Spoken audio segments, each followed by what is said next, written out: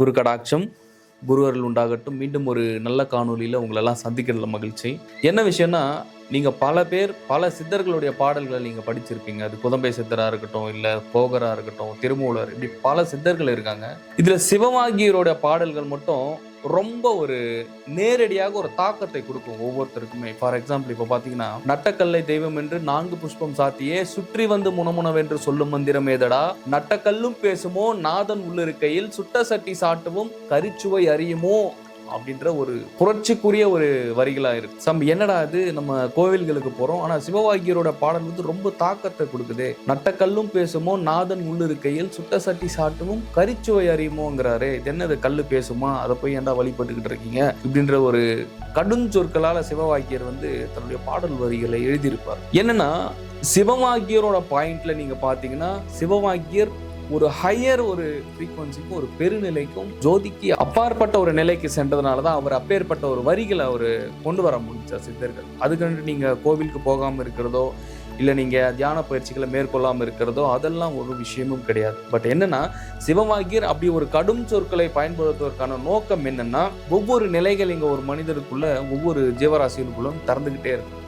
கடைசியில் ஒரு பெருநிலை, ஒரு பெரும் ஒரு நிலை இருக்கு யோகத்தில். அது ஞானத்துக்கும் அப்பாற்பட்ட ஒரு நிலைக்கு சிவவாகியர் சென்று அந்த கோணத்திலிருந்து பார்த்து எழுதும் போது நட்டக்கல்லும் பேசுமோ நாதன் உள்ளிருக்கையில் அப்படின்ற ஒரு கடுஞ்சொற்கள் வரும். ஏன்னா இது நேரடியாக இறைவனிடத்தே சரணாகதியை தாண்டி ஒரு மேல ஒரு ஞானத்திற்கும் அப்பாற்பட்ட வெட்ட வெளிக்கும் அப்பாற்பட்ட ஒரு தன்மைக்குள்ளார உள்ளுக்குள்ளார அவங்க கடந்த நிலையை தான் அவங்க எழுதி குறிப்பிடுறாங்க.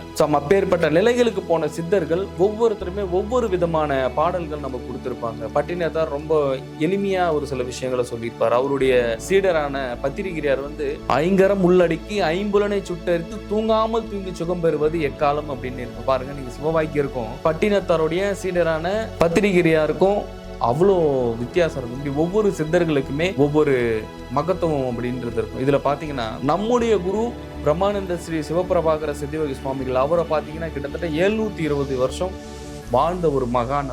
அவரும் பல பாடல்களை இயற்றி இருக்கிறார் மற்றும் பல விஷயங்களை வந்து உலக மக்களுக்காக கொடுத்திருக்காரு. ஏன் நான் இப்படி சித்தர்களோட வழிகளை நான் குறிப்பிட்டு வரேன்னா, மனம் என்பது முழுக்க முழுக்க முழுக்க இங்க இருக்கக்கூடிய மாயைகளை இங்க இருக்கிற ஒரு விஷயத்துல தான் உங்களை கொண்டு போகும். இதை ஒவ்வொருத்தரும் நீங்க ரியலைஸ் பண்ணும் போது தான் புரியும். நீங்க தன்னைத்தான் ரியலைஸ் பண்ணாம ஒரு உணர்வு நிலைக்குள்ளார போகாம முழுக்க நீங்க இங்க இருக்கிற கீழ்நிலைகளே தன்னுடைய மனம் வந்து செயல்பட்டுக்கிட்டு இருக்கும்போது நீங்கள் பிறவா நிலைக்கும் போக முடியாது, மோட்ச முக்திக்கும் போக முடியாது. ஏன்னா மனம் முழுக்க முழுக்க இங்க இருக்கிற விஷயங்களே உங்களை ஈடுபடுத்திக்கிட்டு இருக்கும். நீங்க பக்தியா நீங்க போனீங்கன்னாலும் அங்க நீங்க ஒரு பக்தி செய்யறது இல்லை கோவில். அதனாலதான் சிவவாக்கியர் அப்படி குறிப்பிட்டாரு. நீங்க உண்மையான ஒரு பக்தியும் சிந்தை முழுவதும் சிவபெருமானை நினைத்து சிந்தை முழுக்க முழுக்க திகிட்ட இறைவனை உங்களுக்குள்ளார கொண்டு வந்து நீங்க கோவிலுக்கு போய் இறைவனை நீங்க பார்க்கும்போது அவர் இறைவன் அங்க பேசுவார் அப்படிங்கிறத அவர் எளிமையா சொல்றார். இங்க யார் அப்படி பண்றீங்க சொல்லுங்க பார்க்கலாம். கோவிலுக்கு நேராக போகிறது, அங்கே ஒரு 5 நிமிஷம் 10 நிமிஷம் ஒரு தியான பயிற்சிகளை பண்ணுறது கிடையாது. அதெல்லாம் தியானமெல்லாம் வந்து இறைவனோட வேலை. நம்ம ஏன் தியானம் பண்ணணும்,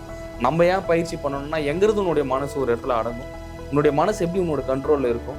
அப்போ உன்னுடைய மனசு உன்னுடைய கண்ட்ரோல் இல்லாமல் இங்கே கண்டபடி அலைஞ்சதுன்னா, கண்டபடி மற்ற விஷயங்களை மேய்ச்சிச்சுன்னா உனக்குள்ள ஒரு ஒழுக்கம் வராது. நீங்கள் ஆன்மீகமாக இருக்கட்டும், பக்தியாக இருக்கட்டும், எந்த நிலையை வேணால் நீங்கள் போங்க, எந்த ஒரு மார்க்கத்தும் எந்த ஒரு மதத்துக்கு வேணால் போங்க, பிரச்சனையே கிடையாது. ஆனால் ஒவ்வொரு மதமும் ஒரு மனிதனுக்கு கற்றுக் கொடுக்கறது என்னன்னா, முதல்ல ஒரு சுய ஒழுக்கம். இந்த மனசுக்கு ஒரு சில பல சுய ஒழுக்கங்களை கொண்டு வரும்போது தான் நீங்க இங்க என்ன கேட்குறீங்களோ அது பிரபஞ்சம் உங்களுக்கு கொடுக்கறதுக்கு தயாரா இருக்கு. ஆனா நான் ஒழுக்கத்துக்கெல்லாம் போக மாட்டேன், நான் ஏன் ஒழுக்கமா இருக்கணும், நான் ஒழுக்கம் தாண்டி இருப்பேன்னா சத்தியமா சொல்றேன், அந்த இடத்துல கர்மா வேலை செய்ய ஆரம்பிச்சு. இப்படி மனசு எப்போ ஒரு மனுஷனுக்கு ஒரு ஒழுங்கு நிலையில இல்லாம ஒரு ஒழுக்கத்துக்கு வராம முழுக்க வெளியில இருக்கிற விஷயங்கள்ல உங்களுடைய மனசு டிராவல் பண்ணுதோ, அப்போ உங்களுக்கு முழுக்க என்ன ஆகும்னா, அந்த ஒழுங்கற்ற எண்ணலைகளுக்கும் உங்களுக்கும் ஒரு முடிச்சு ஏற்பட்டு அதுக்கு உண்டான ஒரு டிராவல் பண்ண ஆரம்பிச்சு. அப்போ முழுக்க உங்களுக்கு வரதெல்லாம் பாசிட்டிவ் எங்கிருந்து வரும், நெகட்டிவ் தான் வரும். அப்போ ஒவ்வொருத்தருமே தன்னை பிரம்மயோகம் போன்ற ஒரு உயரக பயிற்சிகளை ஈடுபடுத்திக்கிட்டு யோக பயிற்சிகளை தினந்தோறும் காலையில் பிரம்ம முகூர்த்த நேரமாக இருக்கட்டும், இல்லை மற்ற நேரங்களும் கூட செய்யலாம். அப்படி நீங்க பயிற்சிகளை எடுக்க இறைவனுடைய அருளும் குருமார்களுடைய அருளும் சித்தர்களுடைய அருளும் பரிபூர்ணமாக உங்களுக்கு கிடைக்கும் போது உங்களுடைய வாழ்க்கை மேல மேம்பட ஆரம்பிச்சிடும். இதெல்லாம் நான் பண்ண மாட்டேன் குருஜி, நான் ஏன் குருஜி பண்ணணும்? இப்போ கூட நீங்க வீடியோ போடுறீங்க, நான் கீழே உட்காந்து நான் கமெண்ட் மட்டும் பண்ணிட்டு போயிடுவேன்னா சத்தியமா சொல்றேன், வாழ்க்கை மாறாது. நீங்கள் கமெண்ட் போடுறதுக்காக இந்த வீடியோ பதிவு பண்ணலை. எனக்கு என்னன்ட்டு என் வேலையை பார்த்துட்டு நான் போக முடியும். வந்தோம், நம்ம யாருன்றது நம்ம ரியலைஸ் பண்ணியாச்சு, நம்ம எங்கே போகிறோன்றதை ரியலைஸ் பண்ணியாச்சு. இதுக்கப்புறம் நம்ம இங்கே என்ன ஒன்றுமே இல்லை அப்படின்ட்டு இந்த பதிவுகள் கூட போடாமல் கடந்து போயிட முடியும்.